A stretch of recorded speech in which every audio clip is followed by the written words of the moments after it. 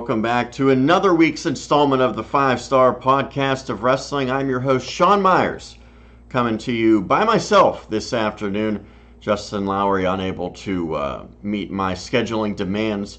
So Justin did take time earlier this week as we went over our review of WWE's latest pay-per-view, HIAC. You can check that out on our YouTube channel. If you go on our Twitter handle, at 5-Star Pod Wrestle, you can also see us tweeting out the link to that video.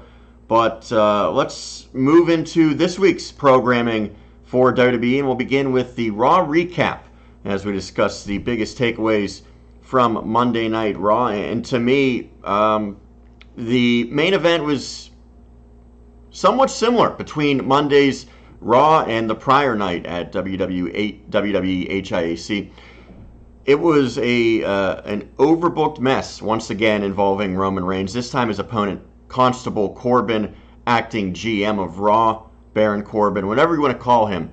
He is in a position of power, and he's sort of been using this power over the last couple weeks to give himself advantages in his matches. He was able to get a victory over Finn Balor because of that. So he decides on Monday that Roman Reigns, pretty sore from his cell match the night before and the beatdown that he took from Brock Lesnar, was maybe susceptible. So Corbin says, I'm making myself a championship contender tonight, challenging for the Universal title. So these two went at it in the main event. And I think that WWE did a pretty good job of making, at least some of the audience, whether they were there in attendance or watching at home, actually believe that Corbin could somehow shock the world and win the Universal title from Roman.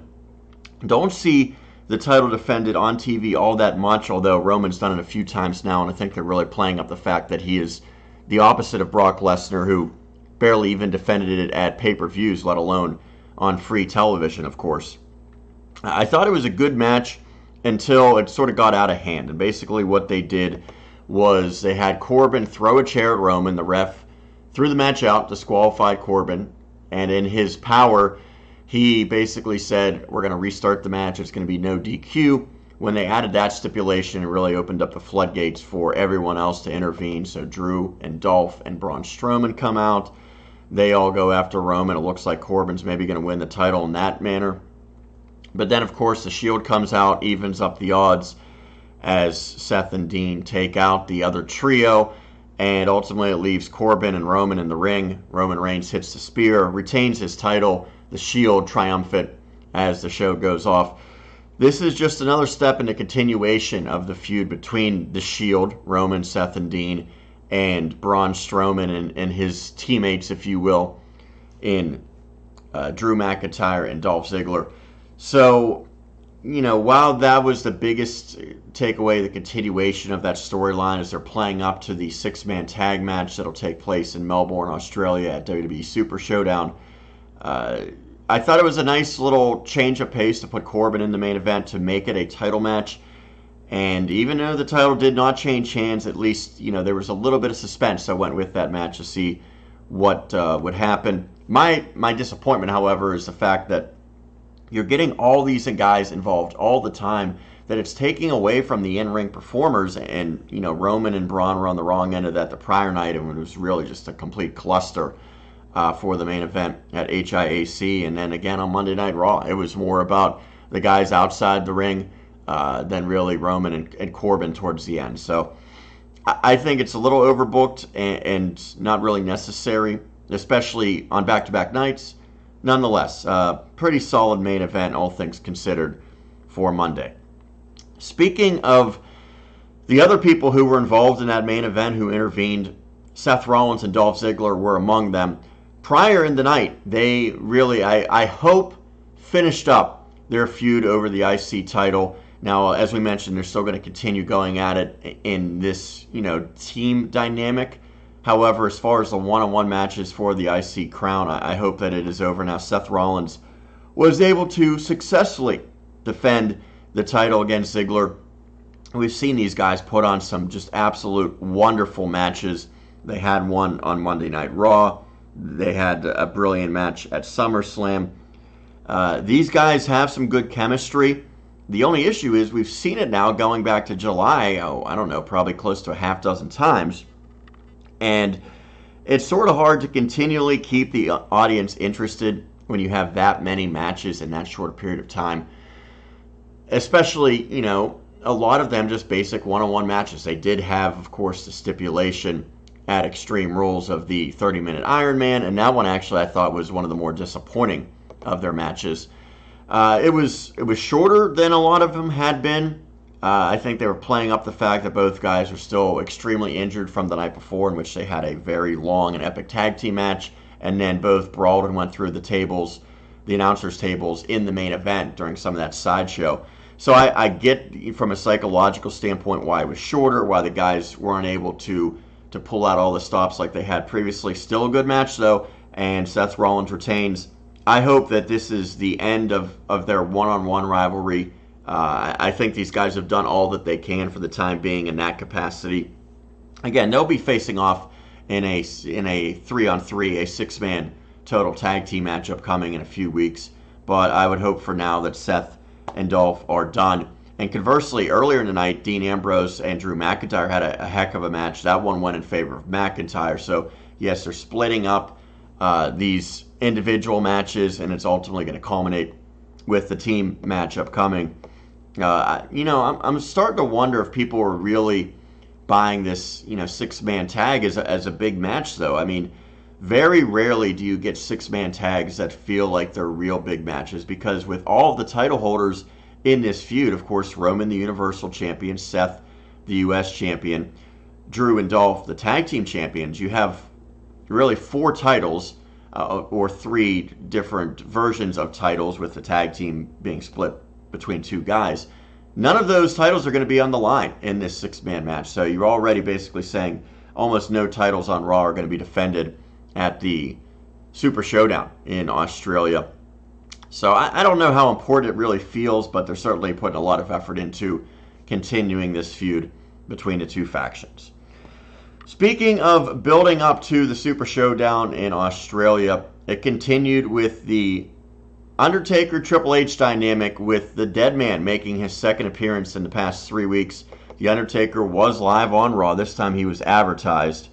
And basically, he came out, and the only thing that was significant, yes, it was a perfectly fine interview by the Undertaker. There's, no debating the fact that he can still cut pretty good promos with that legendary character that's been now nearly 30 years, and he's able to make some minor tweaks, but for the most part, a lot of similarities from when he debuted, still playing up the fact that he's the Dead Man, and it sort of lends itself to a pretty easy promo for him at this point in his career. The biggest news that came out of it was not only what it's going to mean for Australia in a Super Showdown, but what it might mean for the future. The Undertaker said, Triple H is going to have Shawn Michaels in his corner, which wasn't explicitly laid out, but I think it was hinted towards with Shawn Michaels with what he said in Columbus. So Undertaker saying, Triple H will have Shawn Michaels, I need to have someone in my corner. Who does he pick? But his storyline brother, the Big Red Monster Kane, who had been off TV since July when he was injured by the Bludgeon Brothers when he was teaming with Daniel Bryan. They're supposed to have a tag team title match. They did technically have a tag team title match on SmackDown, but Kane was really not able to do much of anything in that match. Haven't seen him since. So now he will be with The Undertaker, and this totally feels like it's, 2000 all over again.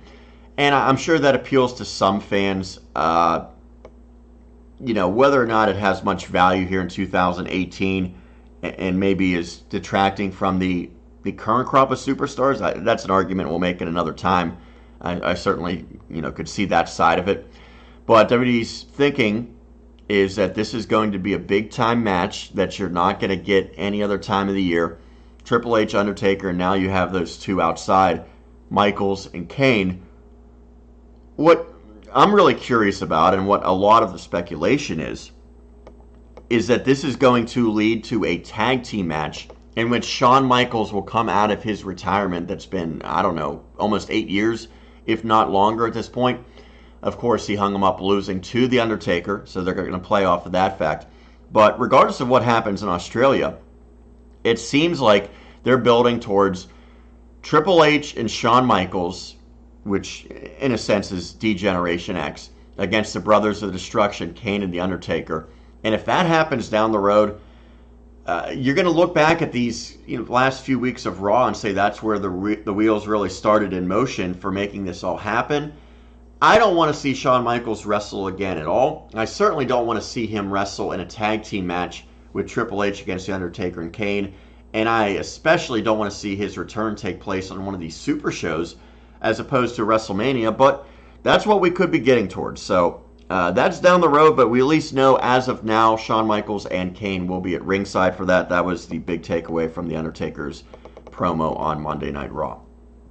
A part that I think a lot of people reading comments on Twitter thought was maybe the highlight of Monday Night Raw, once again involved Elias. That's been a recurring theme. He's been really very limited in terms of his wrestling, but he's been doing a tremendous job entertaining each and every week, whether it be with Trish Stratus, Alexa Bliss, Bobby Lashley. And speaking of Lashley, that's who he's involved with here this past week. Now you're seeing maybe an unfamiliar superstar about to attack Elias there and Kevin Owens to a lesser extent. That is Lio Rush. And what they've done is Bobby Lashley has really, really struggled, not in the ring, but in terms of his character, his personality. We saw that going back to his storyline with Sami Zayn and the involvement of Lashley's sisters. That was just extremely awkward. It continued with his work with Elias, where he was trying to sing songs, forgot the words. He just never seems comfortable doing anything other than going in there and wrestling. And why they continue to try to bring out this personality, I don't know. Trying to, force something that's really seemingly not a strength of his, but they're going to continue with it. And it seems like this pairing with Lio Rush might do some wonders. Lio Rush, formerly in NXT.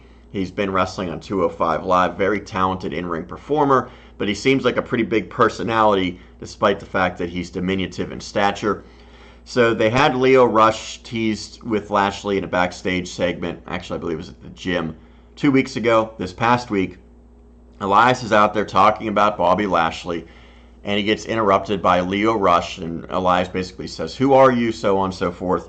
Well, it leads to Lashley and Elias having a match. Rush is providing commentary with the announcers up on the stage. Kevin Owens tries to intervene in the match. He's also sort of feuding with Bobby Lashley at this point.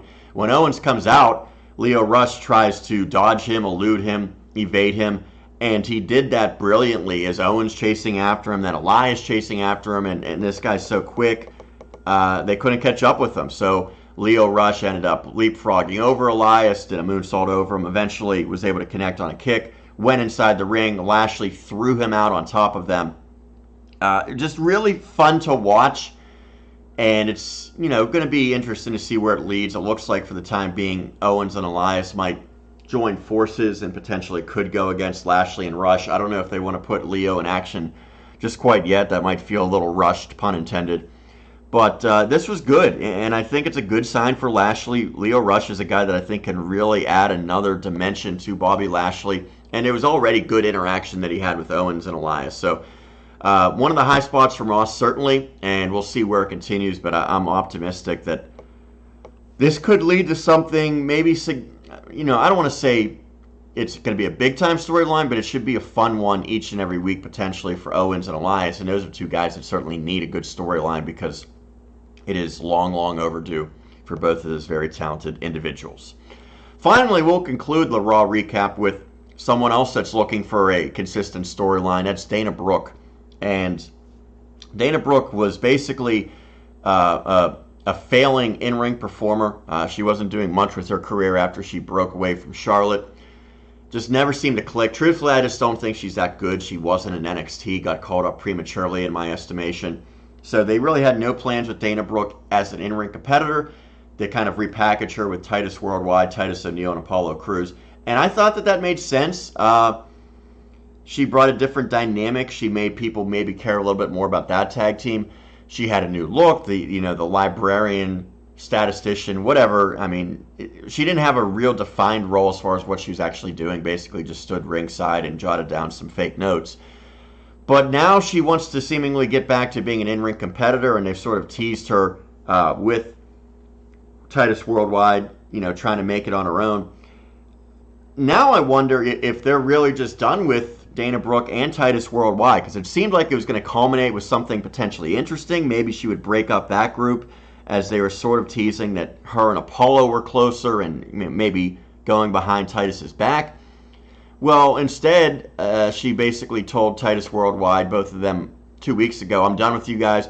Comes out as a singles competitor, says I'm going to go one-on-one with, as you saw, Bayley. And ultimately, that one did not turn out well for Dana. She was able to show some offense, which is good. It wasn't a squash match. It was fairly competitive, albeit a quick match. And that's kind of what you would probably want to see with her and Bayley.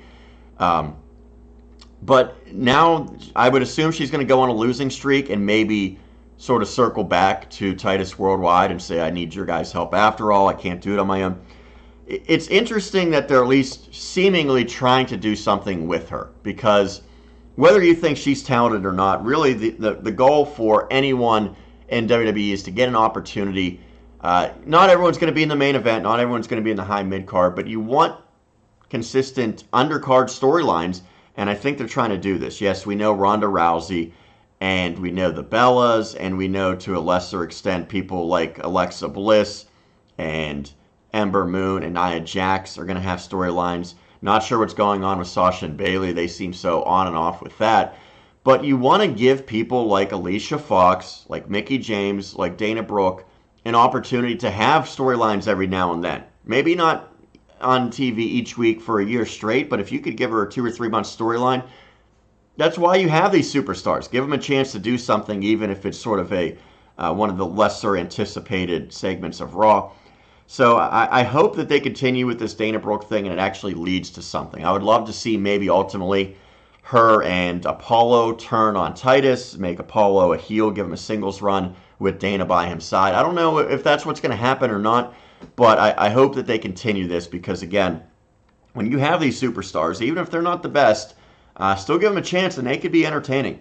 There's guys like a No Way Jose, like a Kurt Hawkins, like a Mojo Rawley that they struggle to get consistent TV time. Those guys can probably bring some positives to the show if they're put in the right scenarios, and that seems to be a real struggle nowadays in WWE. That's going to do it for this Raw recap. Again, a show that continued to build towards the Super Show. I know that's a big focus for this company, and they've also announced that they're going back to Saudi Arabia for Crown Jewel, and that's upcoming not too far beyond the Super Show. So they're building really to a pair of Super Shows before we get to Survivor Series. So it's going to be sort of a very busy month or so. Keep in mind that the women's pay-per-view Evolution's also upcoming in just over a month's time. So a lot to try to juggle right now for both the Raw and SmackDown rosters, but for Raw, they're really continuing to focus on that one big storyline, Roman and his buddies, Braun and his buddies, and then some side stories here and there, and of course the two legends, Triple H and The Undertaker, and what that might ultimately turn out to be before it's all said and done. Again, that's going to do it for the Raw recap here on the 5-Star Podcast of Wrestling. Remember, you can check us out on Twitter. 5-Star Pod Wrestle is the handle. Also, check out our YouTube page. Like it, subscribe. You can go back and watch all of the old videos dating back to March. That's going to do it for the Raw recap. Sean Meyers signing off. We'll be back with the SmackDown summary. That's up next here on the 5-Star Podcast of Wrestling.